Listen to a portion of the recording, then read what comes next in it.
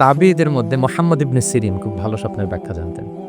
এক লোক এসে মুহাম্মদ ইবনে সিরিনকে বলল যে, "আমি দেখলাম আমার ছেলে পানি খেতে, খেতে পেটটা এত বড় হয়ে গেছে।" এই একই স্বপ্ন আরেকটা লোকও দেখল। দেখে এক মূর্খের কাছে জিজ্ঞেস করল। সে বলল, "সর্বনাশ! এত বড় পেট হয়ে গেছে, তোমার ছেলে তো মারা যাবে।" ঠিকই কয়েকদিন পরে ছেলেটা মারা গেল। আর একই স্বপ্ন দেখে এই লোক মুহাম্মদ ইবনে সিরিনকে জিজ্ঞেস করেছিল। উনি বলেছেন যে, "তোমার ছেলে তো অনেক বড় আলেম হবে।" ঠিক তাই হয়েছে।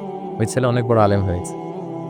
ফাইন্নার রুইয়া তাকআউ আলা মা তুআব্বার। স্বপ্নের ব্যাখ্যা তেমন হয় যেমন এটার ব্যাখ্যা করা। রাসূল সাল্লাল্লাহু আলাইহি ওয়াসাল্লাম একবার স্বপ্নে দেখলেন যে তিনি উনাকে দুধ দেয়া হয়েছে বাটিতে, দুধ খাচ্ছেন। পরে আঙ্গুলের ফাঁক থেকে দুধ বেরোচ্ছে। এই সামান্য একটু দুধ রাসূল সাল্লাল্লাহু আলাইহি ওয়াসাল্লাম উমরে ফারুককে দিলেন। সাহাবারা বললেন, "মাযা আউয়ালতা বিহি ইয়া রাসূলুল্লাহ?" এটা তাওয়িল কি? তখন বললেন, "আউয়ালতু বিহি আল ইলম।" এটা দিয়ে আমি জ্ঞান বুঝিয়েছি। মানে উমরে ফারুকের আল্লাহ তাআলা অনেক জ্ঞান দিবে।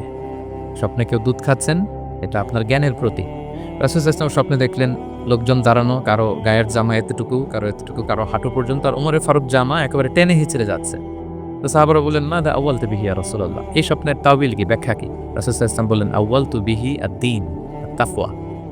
এটা দ্বারা আমি দীনদারি বুঝিয়েছি। মানে উমরে ফারুকের দীনদারি অনেক বেশি। স্বপ্নে কেউ ছোট জামা দেখলে তার দীনদারি কমতেছে, এটার একটা আলাম।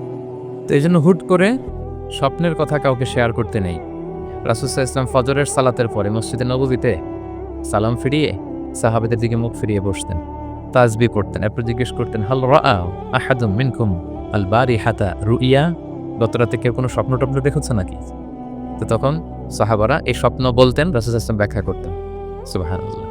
কত সৌভাগ্যবান ছিলেন তারা।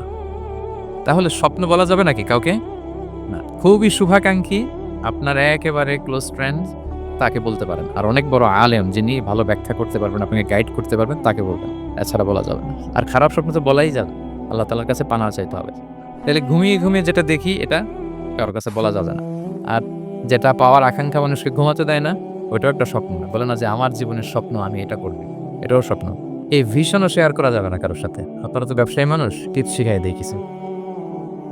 বিশাল বড় একটা কিছু প্রজেক্ট নিছেন, শুরু করার আগেই আপনি বলে ফেলছেন, শেষ। আর এটা হবে না।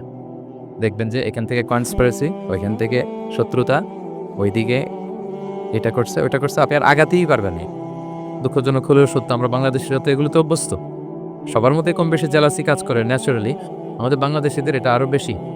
আমি আমার প্রায় আলোচনাতে বলি যে আমাদের জাতীয় খেলা হাডুডু হওয়ার কারণ হচ্ছে এই খেলার ধরনটাই এমন। একজন সামনে যেতে চায়, ১০ জন পা ধরে পিছনে টানতে চায়। তো আপনি আপনার ভিশন শেয়ার করলে বিপদে পড়ে যাবেন।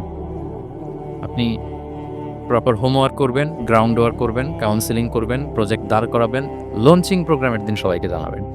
সব রেডি। এবার আরো কেউ কিছু করতে পারবেন, এটা দাঁড়ায় গেছে, সব রেডি আমার। লঞ্চিং জাস্ট একটা ফর্মালিটিস, তারপরে আমার কাজ শুরু হবে। কিন্তু আপনি আগে যদি সবাইকে জানায় ফেলেন, হবে এটা? স্বপ্ন শেয়ার করতে নেন।